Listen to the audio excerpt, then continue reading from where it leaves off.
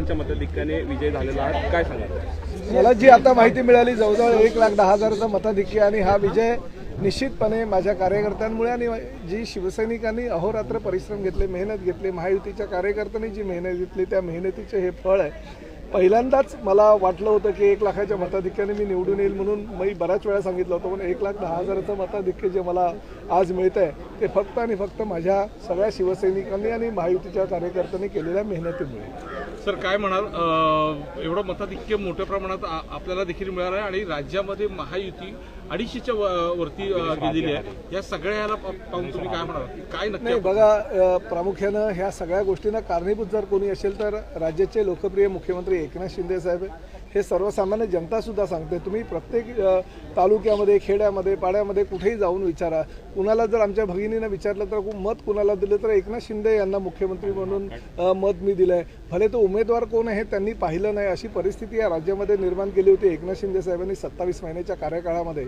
आणि ज्या पद्धतीनं त्यांनी काम केलं आणि ह्या देवेंद्र फडणवीस साहेबांनी, अजितदादा पवार यांनी जे सहकार्य त्यांना केलं त्यामुळे एवढ्या चांगल्या योजना राज्यामध्ये लाभू शकलेत आणि सुजलाम सुफलाम महाराष्ट्र करण्याचं धोरण त्यांनी आखलं. प्रामुख्याने MMRDA क्षेत्रामध्ये ज्या पद्धतीने विकास कामं मोठ्या प्रमाणात केली त्याचं हे यश आहे असं मला वाटतं.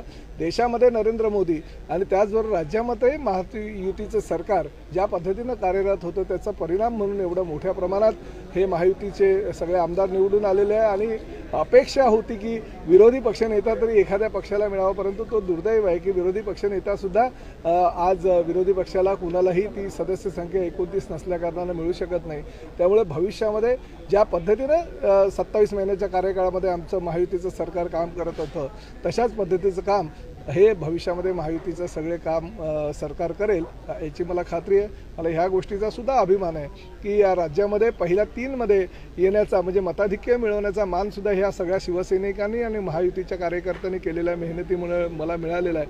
त्यामुळे हे जे सगळे यश आहे ते यश मी माझ्या सगळ्या शिवसैनिकांना आणि महायुतीच्या कार्यकर्त्यांना अर्पण करतो. या निवडणुकीचे कॅप्टनच मुख्यमंत्री होते, ज्या पद्धतीने कॅप्टनना यश आलेलं आहे त्या अनुषंगाने पुन्हा मुख्यमंत्री व्हावं असं तुम्हाला? 100% त्यांनीच मुख्यमंत्री व्हावं म्हणून एक शिवसेनेचा आमदार म्हणून माझी इच्छा आहे. परंतु शेवटी आपल्या सगळ्या महायुतीच्या नेत्यांमध्ये जे वरिष्ठ पातळीवर चर्चा होते त्या चर्चेअंती निर्णय जो होईल तोच निर्णय आम्हाला सगळ्यांना बंधनकारक असेल. कारण शेवटी मुख्यमंत्री एकनाथ शिंदे साहेबांनी स्ट्राईक रेट ह्या महायुती सरकारचा वाढवलेला असं माझं स्पष्टपणे मत आणि ते कोणी नाकारतही नाही.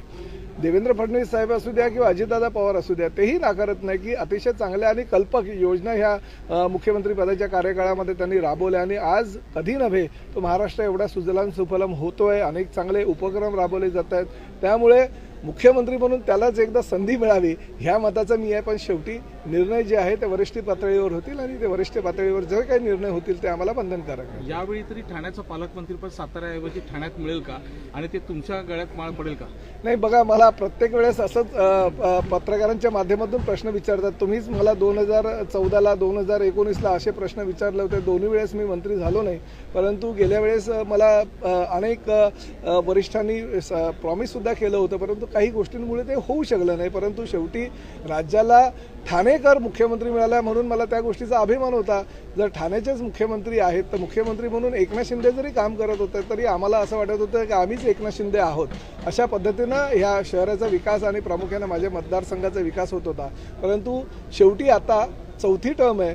राज्यातून पहिल्या 2-3 उमेदवारांमध्ये जास्तीत जास्त मताधिक्य म्हणून निवडून आणण्याचं कामसुद्धा माझ्या कार्यकर्त्यांच्या बळावर झालेलं आहे. त्यामुळे वरिष्ठ या बाबतीतला योग्य तो चांगला विचार करतील आणि तुमच्या ज्या मनातल्या भावना आहेत त्या पूर्ण होतील असं मला वाटतं. धन्यवाद sir. Thank you so much sir.